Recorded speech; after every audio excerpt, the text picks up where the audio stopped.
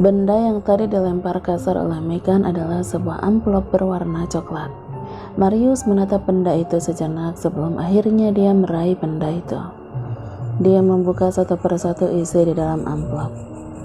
Kau lihat itu? Valerie sudah melahirkan, dan mereka terlihat sangat bahagia. Apa kau tidak marah melihat dia bisa tersenyum seperti itu, sementara dia sama sekali tidak mengingatmu? Megan mempengaruhi pikirannya. Tentu saja dia selalu berhasil. Tampak rahang Marius mengetat ketika menatap lembaran-lembaran foto di tangannya. Mata tajam penuh kebencian milik Marius tertuju langsung ke wajah perempuan yang tersenyum di dalam gambar. Dadanya bagaikan diremas ribuan tangan, dan hatinya sangat sakit oleh kebahagiaan Valerie. Marius tidak menyangka wanita yang sudah lama dia cintai akan bisa secepat itu beralih hatinya pada Jupiter. Kau sangat bahagia sampai tidak mengingatku? Tidak sadar dia berkata. Bukankah ini sangat menarik? Megan tersenyum melihat ekspresi yang ditunjukkan Marius. Kau miskin, Marius. Mana mungkin Valerie akan mengingatmu? Hanya akulah satu-satunya wanita yang tidak peduli dengan kemiskinanmu dan bisa menerima kau apa adanya. Lihatlah, Valerie hanya mencintai uang. Sebab itu, dia sama sekali tidak pernah memikirkan apapun tentang kau. Semakin ditusuk, diremas, dan dicabik-cabik hati Marius mendengar perkataan dari wanita di depannya. Di mana rumah sakit itu? Di tengah kota, rumah sakit ibu dan anak. Itu adalah rumah sakit bersalin terbesar di kota ini. Valerie melahirkan anaknya di sana. Kau ingin pergi dan mengucapkan kata selamat pada mantan kekasihmu? Pancing Megan lagi yang semakin membuat Marius dipenuhi emosi.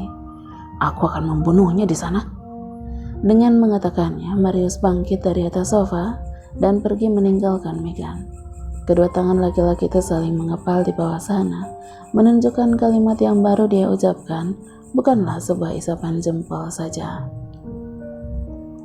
Jika Marius beruntung, yakinlah dia pasti tega membunuh Valerie ketika tiba di rumah sakit nanti.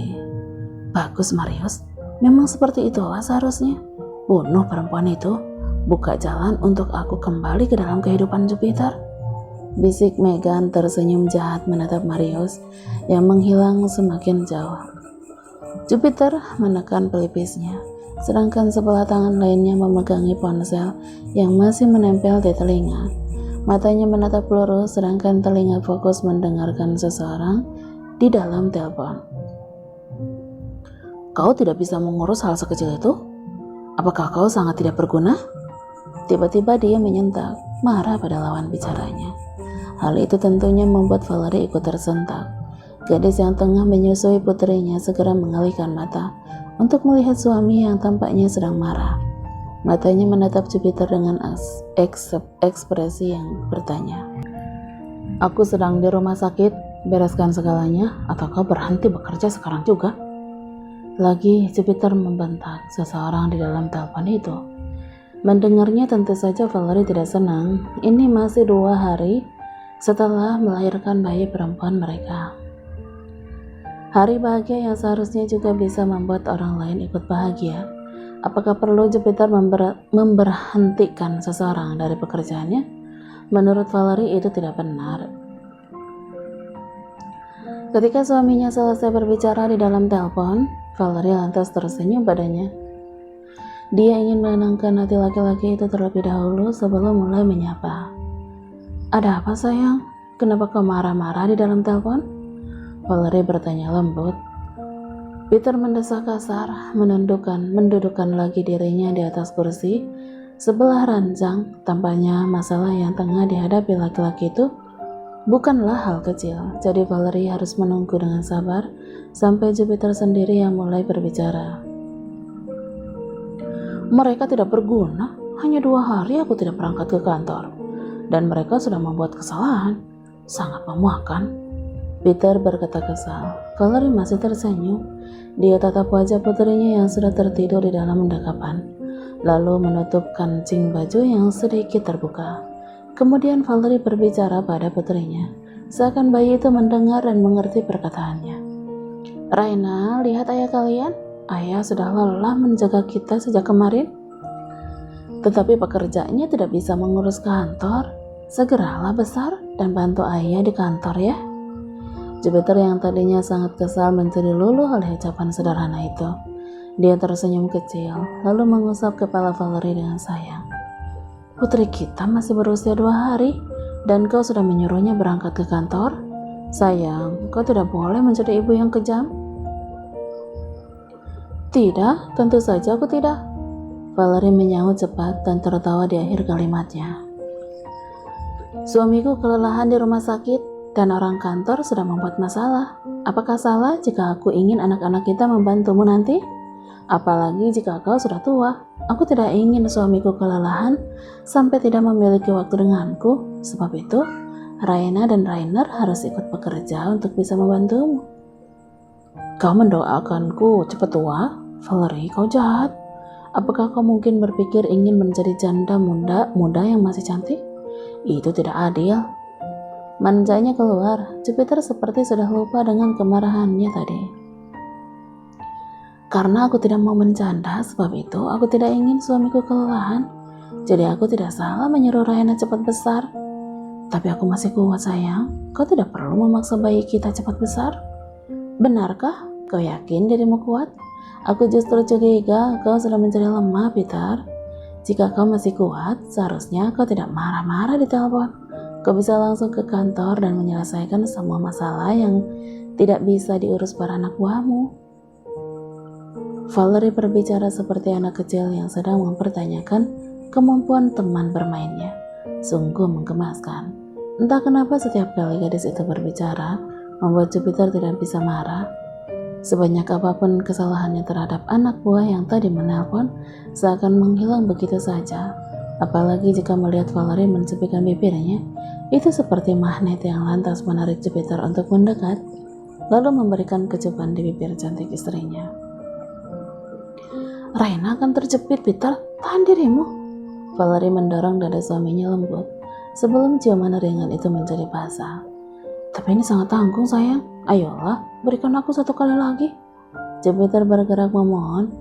Valerie menggelengkan kepalanya menjawab tegas.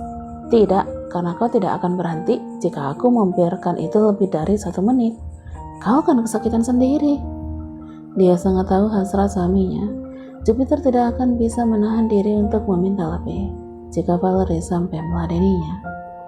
Sedangkan kondisi Valerie sendiri sudah tentu tidak bisa melayani laki-laki itu untuk waktu yang cukup lama.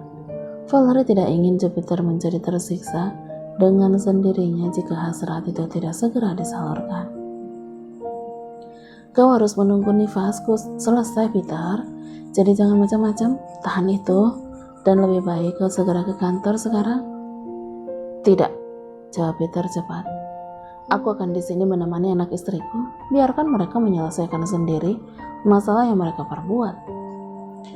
Syukurlah, Valerie sudah was-was jika Peter mungkin akan menjadi ganas. Dia menyerahkan Raina pada Jupiter untuk diletakkan di dalam box sebelum dia mulai berbicara pada urusan pekerjaan. Kau tidak akan ke kantor?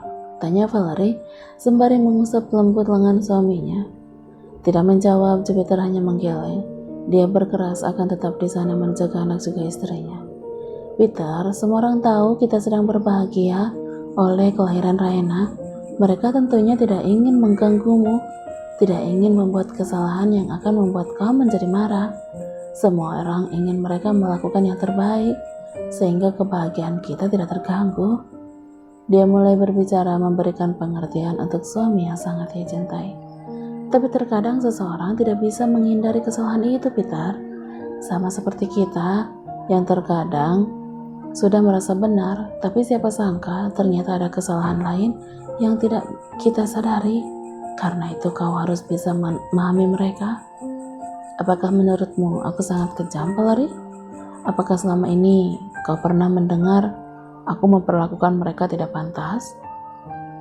Padahal Valerie masih belum selesai berbicara, dan Peter sudah sensi, menganggap dirinya menyebut laki-laki itu kejam. Tentu saja tidak. Bagaimana mungkin seorang istri mengatai suaminya kejam? Kau adalah suami yang sempurna.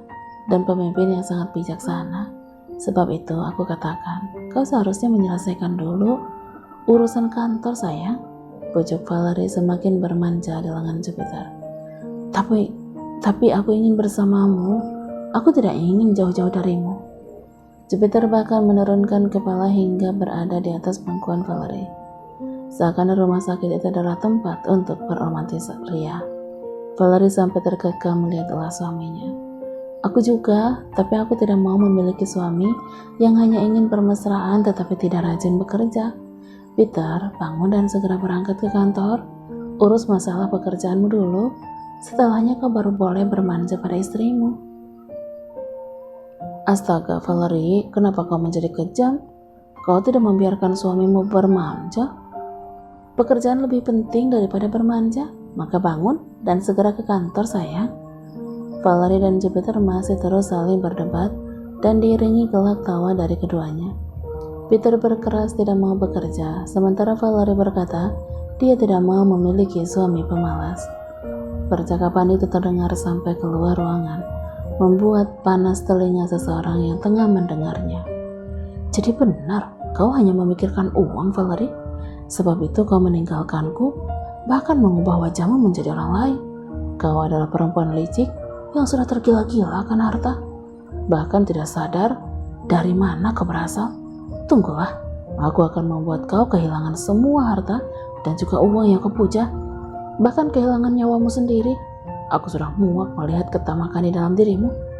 Bisik lelaki yang menguping di balik pintu.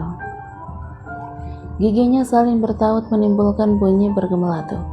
Laki-laki itu bahkan tidak sabar menunggu Jupiter benar-benar pergi, sehingga dia bisa membunuh perempuan yang berani menghilang darinya. Kemana dia? Kenapa si brengsek itu sangat lama sekali? Gerutu Megan sembari menatap pintu apartemen murahan tempatnya dan Marius tinggal. Ini sudah hampir 2 jam sejak Marius meninggalkan apartemen itu, tetapi dia belum juga kembali. Megan sangat kesal ketika mendengar suara operator di dalam ponsel. Sial, dia bahkan mematikan ponselnya. Kemana sebenarnya bajingan itu? Apa mungkin dia tertangkap? Jangan sampai Megan mendapat kabar bahwa Marius tertangkap oleh kaki tangan Jupiter. Itu akan membuat semua rencananya menjadi berantakan, dan sudah tentu tidak ada tempat bagi Megan untuk kembali. Sial, jika dia benar tertangkap, akan sia-sia penantian aku selama ini, keluhnya sekali lagi. Hanya Marius satu-satunya orang yang dia miliki sekarang untuk membantu melancarkan rencana yang dia susun berbulan-bulan. Ketika di pernikahan Jupiter dan Valerie, Megan harus bersabar dan menyuruh semua anak buahnya untuk mengaku agar Jupiter tidak lagi mencari dirinya. Megan memang sengaja menyuruh semua pelayan dan juga kepala pelayan menyerah. Lantas mereka dimasukkan ke dalam penjara. Lalu kemudian dia sengaja mendiamkan masalahnya sehingga Jupiter menjadi tenang, menganggap Megan mungkin sudah menghilang dari kota ini. Semua itu sudah direncanakan sejak lama. Sebab itulah Megan tidak pernah muncul lagi. Lalu jika kemudian Marius tertangkap, bukankah sia-sia semua pengorbanannya? Dia sangat kesal setiap kali menoleh pintu di sebelahnya. Prap, pintu itu terbuka dari luar, menimbulkan suara gaduh oleh hempasannya sangat keras. Orang yang sejak tadi ditunggu-tunggu akhirnya muncul juga. Ya, Marius kembali dengan muka penuh amarah dan sangat menjengkelkan di mata Megan. Brengsek, sialan. Umpatan demi umpatan keluar dari mulut laki-laki itu yang berlalu masuk seakan tidak melihat Megan, membuat Megan terasa dibakar emosinya. Ada apa denganmu? Tanya Megan kalau melihat Marius sekali lagi membanting pintu. Lelaki itu tidak menghiraukannya, membuat Megan kesal, merasa tidak dihargai. Marius masuk ke dalam kamar dan langsung melempar jaket yang baru saja dia buka.